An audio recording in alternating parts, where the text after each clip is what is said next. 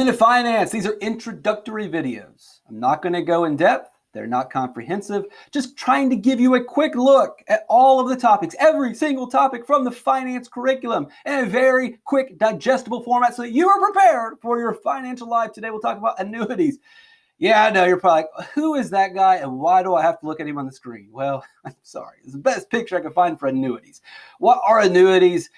This, along with some of the other topics we'll talk about in this video, are based on retirement, so that you are earning income or sources of income when you retire. What you can do if you purchase an annuity, you'll make monthly payments throughout your life, throughout your 20s, 30s, 40s, or 50s, or whenever you purchase it until you retire. Then when you're done, then they will give you a paycheck until the day that you die. That's how it works. I'm not going to go really in depth with it, but it's just another tool for retiring. You can put your money in a savings account. You can invest in the stock market. You can also purchase an annuity where you make monthly payments, and then when you retire, then that company will then send you a check every single month. That check will go along with your Social Security check. That'll go along with your pension fund. It's just additional money, just another way to save for retirement. Again, not in depth.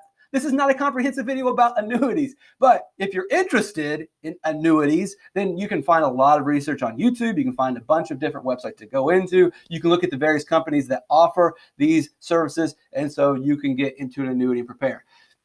The reason why I'm not going in depth or taking a comprehensive look is because there are so many retirement saving options. Annuities are one of them. A 401k is offered by many jobs. Again, we've talked about your paycheck, your gross pay versus your net pay, and net pay is what actually is left over. They take out retirement, they take out Medicare, they take out Medicaid, well, not Medicaid, they take out Social Security, they take out other benefits, and then they also can take out to your 401k, and that's just another retirement option. Mutual funds, we talked about that in the previous video, where you and a group of other people pool your money together, you give it to a fund manager, and that person invests it and tries to grow it over time. IRAs, another retirement program. Stocks, a little bit more risky, but a little bit more reward. We've talked about bonds, kind of a hybrid between stocks and savings. More probably savings. I guess the best way to say bond is when you save money, you're lending your money to a bank, and the bank will pay you back. Bonds, you're lending your money to a company that needs to take out a loan, that can't get a loan through another market, or you're lending your money to a government or schools to face a project, and that money is guaranteed securities. Real estate. Let's talk about real estate. And commodities, whatever. So real estate investing. I kind of talked about this in other videos. This is another thing that maybe you feel more comfortable with. You don't want to invest in the stock market because you don't really understand all the numbers going up and down. It's a lot of research. It seems foreign to you. It seems like there's a lot of math. You're competing against a lot of computer algorithms. It's not for you. Maybe you have mutual funds, but your hands aren't really in it. Your fund manager is doing it. Or you are in the stock and stockbrokers doing it for you. Or you do have bonds, but really once you just buy the bond, you kind of sit. You're not doing anything. You want to be more active. You want to find a way to generate more revenue. So real estate investing is a way that a lot of more middle class or even upper class, lower class, not lower class, low income people. So rental properties are one way. So you buy a property, you buy a house, and then you rent it to someone and you earn money every single month. Just as long as and so it's not like you don't need $200,000 to go buy a house. You can take out a loan to buy the house and then rent the house out. Just make sure that when you're renting the house, you are charging a higher price than your loan. If you have to pay a $1,200 mortgage every month on the house that you bought, then you better rent for more than $1,200.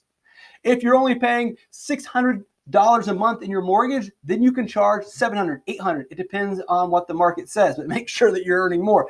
Fixer uppers, you find a house that needs a little bit of work because it's damaged. You can buy it for cheap. You put in the work, you fix it back up, and then you can sell it for more. You buy a broken down house for $50,000. You put $20,000 worth of work into it. So that's $70,000 total. And then you sell it for $100,000. There's a lot of people who make a living doing this. You've seen all those reality TV shows. It's not some fake reality TV show. There are a lot of Americans who have handyman skills. And even if you don't have handyman skills, maybe you just want to be the guy that borrows $50,000 from the bank or $70,000 from the bank. You know a guy that can help you fix the house up, and then you sell the house. There's a lot of different ways. You don't have to be the handyman. You could be the money guy. You could be the marketing person. You could be the person that knows where the good homes to buy are. And there are a bunch of different other ways, but I'm just going to stick to these two. These are the most common and the most likely. Again, not comprehensive, not in depth. Quick look. Rental properties, fixer-uppers. That's kind of what we're talking about here when we talk about real estate investment.